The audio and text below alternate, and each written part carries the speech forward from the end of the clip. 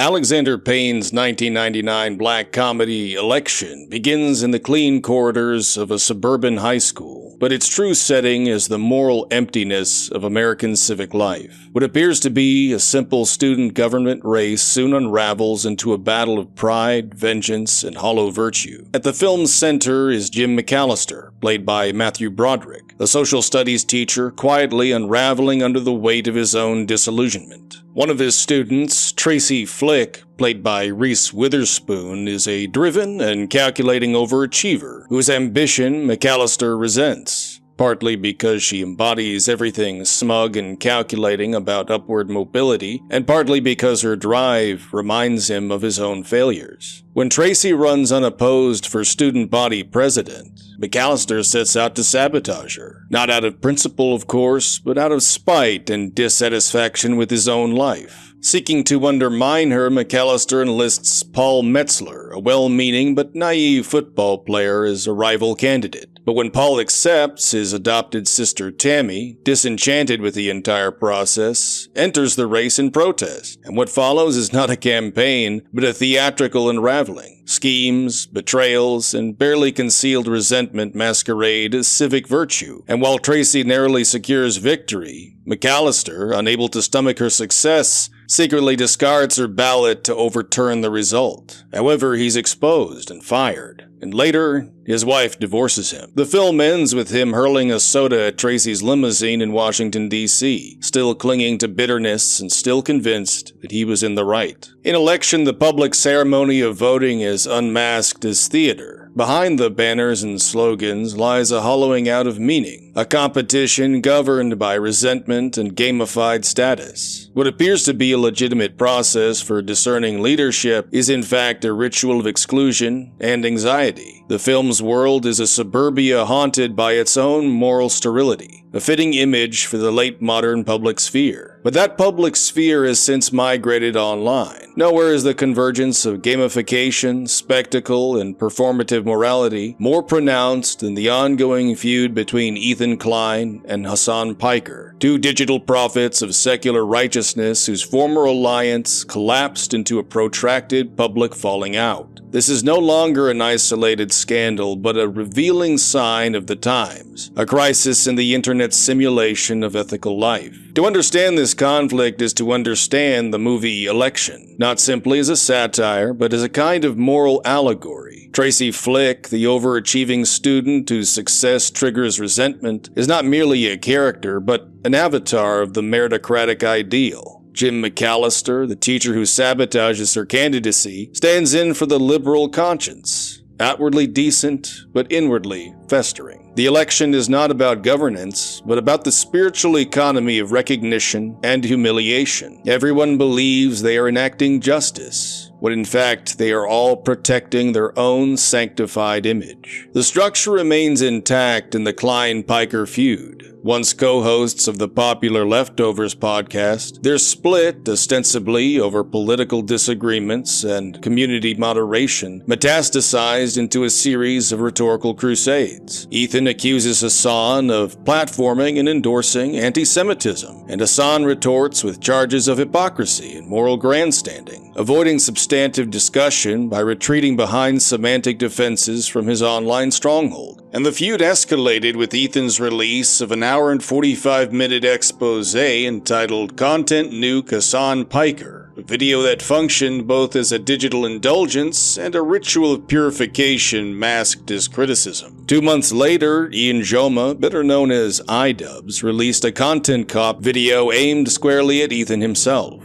This adds another layer to the drama, a meta-commentary on the entire structure of internet morality. Content originally styled as Ethan's method of shaming others was turned into a weapon against him. The weaponized format of moral takedown reveals itself as circular and self-consuming, a form of digital penance with no telos. And the iDubbbz Content Cop episode on Ethan Klein might have served under different conditions as a prophetic rebuke, a public moment of moral introspection. Despite aiming to expose Ethan's contradictions and failures, the video was overwhelmingly disliked. Although H3H3 Productions already suffered from a poor reputation among many communities, Ian's Content Cop episode was widely recognized as uncharitable, hypocritical, and openly biased in favor of Hasan Piker. Ian's attempt to mobilize his viewers backfired spectacularly in a phenomenon comparable to a Sam Hyde video effect, where the accuser's campaign collapses, discrediting themselves and vindicating the original target. There does exist an alternate reality in which Ian's critique of H3H3 Productions landed as a decisive and well-executed takedown. However, by the time his video was published, viewers had already been saturated with 3 to 4 months worth of content critical of Ethan, including incidents such as the CPS call and Ethan's response. And although Ian's video adopted that familiar style and format of Content Cop, it lacked its original clarity and impact. In essence, it skinwalked the Content Cop brand. But spectacle doesn't end at commentary, it metastasizes. Recently, the feud escalated again with Ethan announcing lawsuits against 3 Twitch streamers, and the legal actions stem from their reuse of substantial portions of Ethan's content nuke in reaction videos, which Ethan contends were not sufficiently transformative and, in fact, were used as alternatives to the original. These lawsuits extend the drama beyond the digital stage into real-world courts, blurring the lines between personal grievance, public spectacle, and institutional justice. While they may provide a sense of community for audiences to rally behind, they also obscure the deeper consequences such legal actions pose to the platform's future, further enabling the logic of spectacle and rendering thoughtful reform even more elusive. Much of this broader pattern has been astutely chronicled by the average Gatsby, whose insights have provided much of the scaffolding for understanding the shifting dynamics.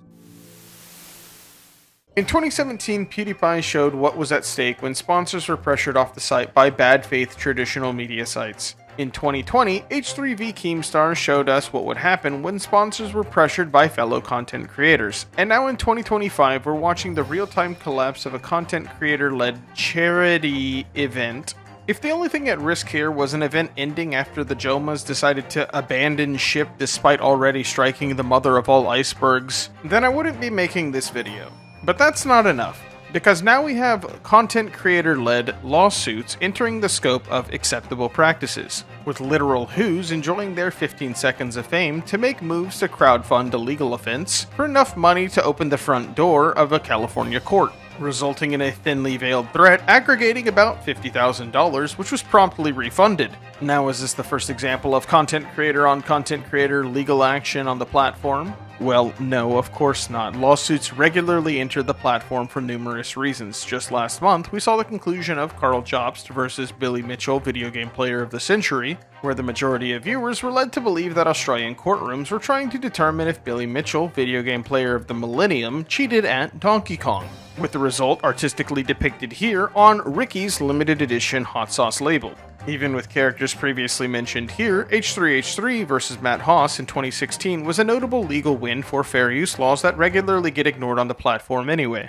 At this point, I think it's fair to say that the lid to Pandora's box has been thrown completely out of the window. The looming threat of hyper-litigious jackasses thirsting at the opportunity to wield their audiences like a sword in the coliseum of social media has irreversibly changed the landscape of the internet. As the stage continues to grow, so does the money, and the more money we come across, the more problems we see.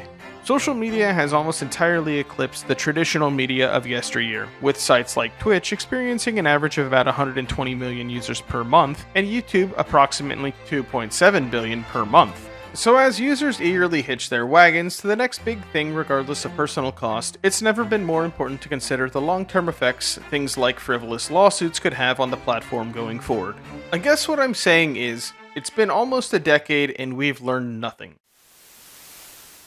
Gamification is not merely a feature of online spaces, but their underlying logic. In traditional religious practice, ritual points beyond itself to the sacred. In digital culture, however, performance is the point. Metrics become morals. Views, likes, ratios, and monetized outrage. Every act of critique is simultaneously an act of self-branding. and every confession is a marketing strategy. As Gatsby points out, these conflicts are nothing new, but the consequences are deepening. Internet spectacle is not only accelerating, it is evolving. As said before, Ethan's content nuke on Hasan functioned as a kind of digital indulgence, a public act of purification masked as exposé. Hasan's response and the iDubbbz follow-up demonstrate the recursive nature of gamified morality. It is not directed toward truth or reconciliation, but toward endless rounds of scoring and escalation. The rules are clear: be seen, be angry, and never be still. And more recently, the feud intensified even further with Ethan's video, "I'm suing these three creators," signaling a shift from performative outrage to formal legal action. Gatsby warns that gamifying legal action is dangerous, even when justified. The parallels between internet drama and real-world conflict are not just a new aesthetic. We are in fact watching the performative erode the institutional, where screaming louder becomes a substitute for truth, and litigation has become a content strategy. Even creator-led charity events such as Creator Clash have become ensnared in this cycle. Intended as collaborative, community-building spectacles, they now teeter under the weight of interpersonal feuds and financial mismanagement, with key figures departing and refunds issued. The reanimation of old formats like Content Cop was not a return to form, but a desperate play for relevance amidst spiraling chaos. The truth of the matter is that the digital world is beginning to reshape itself according to a high school satire about rigged elections and righteous frauds. This drama plays out across platforms with billions of users. Much of the internet may promote ideals of merit and justice, but like Jim McAllister, they have confused resentment for moral principle. Because no one really votes for truth. The only vote is one for further spectacle. The internet is not just secular, it is post-liturgical. It is a place where everyone argues unapologetically post hoc. It retains moral language but lacks transcendence. Online ethics function through affiliation, aesthetics, and algorithm, and not through the pursuit of anything truly good. In short, the entire internet has become one huge moral dead zone, one that deepens insofar as the spectacle intensifies. And if you find yourself wondering why you should care about this seemingly petty online drama between two people, consider this. These are some of the most influential figures on their respective platforms, and the direction of digital content is often spearheaded by personalities like them. The fact that performative conflict is now transcending the digital stage and spilling into real-world legal battles signals a new phase. Content will inevitably change again, evolving, perhaps metastasizing into forms that not everyone will welcome, but that many will be compelled to endure.